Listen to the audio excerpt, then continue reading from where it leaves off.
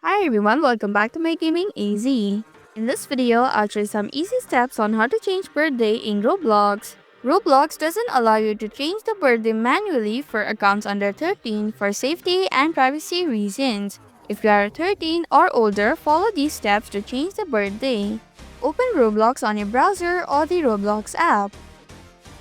Then tap on the More icon from the bottom right corner of your screen. Now search for Settings button. Click on the Account Info button.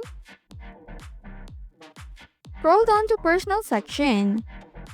Below Personal section, you can see your birthday. Tap on the pencil icon beside it to update your birthday.